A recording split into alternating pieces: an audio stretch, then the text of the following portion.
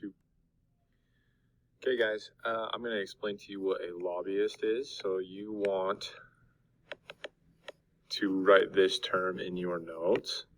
Well, not in your notes, but on your worksheet. And you can either draw the same picture that I'm going to draw or just write it in your own words. But the basics of what a lobbyist is, it is a person who more often than not, this is not going to be a very good drawing, but more often than not, they used to work on Capitol Hill or for the Pentagon, or in other words, they used to be part of the House or the Senate.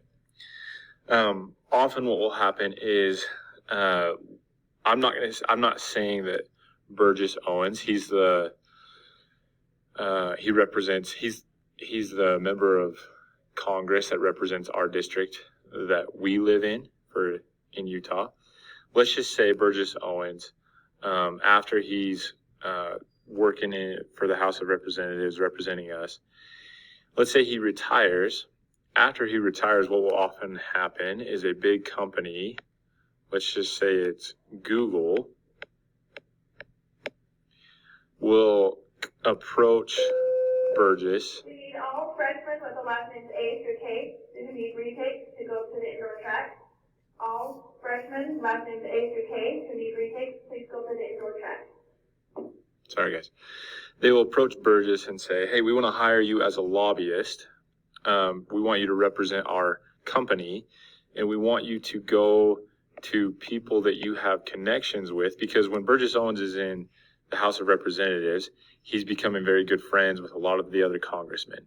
And it's a lot easier for Burgess Owens, who recently retired, to get into the offices of these congressmen than for, let's just say, somebody working for Google to come into a congressman's office and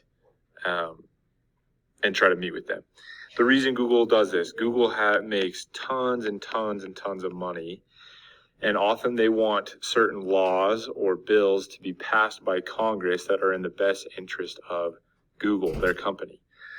But if they can't get into the door, then they have a hard time getting these laws or bills passed.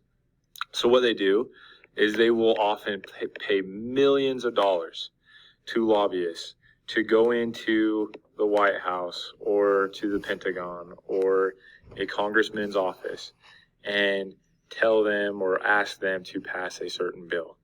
Millions of dollars. Now, sometimes these lobbyists let me back up.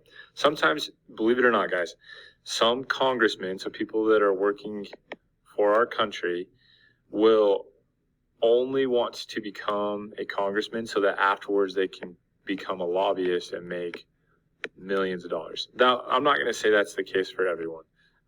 It's probably pretty rare that that's their sole intent. But the other bad thing is, on top of Google, we'll just say Google. I'm not saying Google does this, but let's just say Google, on top of them giving millions of dollars to lobbyists each year, they will also say, hey, look, we're going to pay you $2 million to be a lobbyist for us.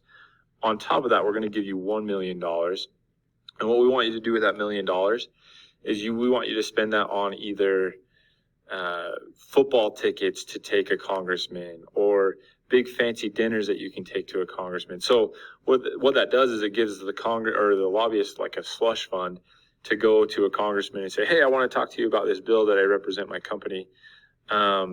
Can we meet in the press or the box seats for the Utah Jazz? And a congressman is, of course, going to be like, yeah, that sounds great. Or they'll say, hey, can I take you out to lunch at this big fancy restaurant downtown in Washington, D.C.? And the congressman will be like, yeah, that sounds good. That's just human nature. And the video you're about to watch, it talks about what lobbyists are. And this one guy named Jack Abramoff got caught doing some things that he shouldn't have, and he got put in prison. And now he's talking about his experience. So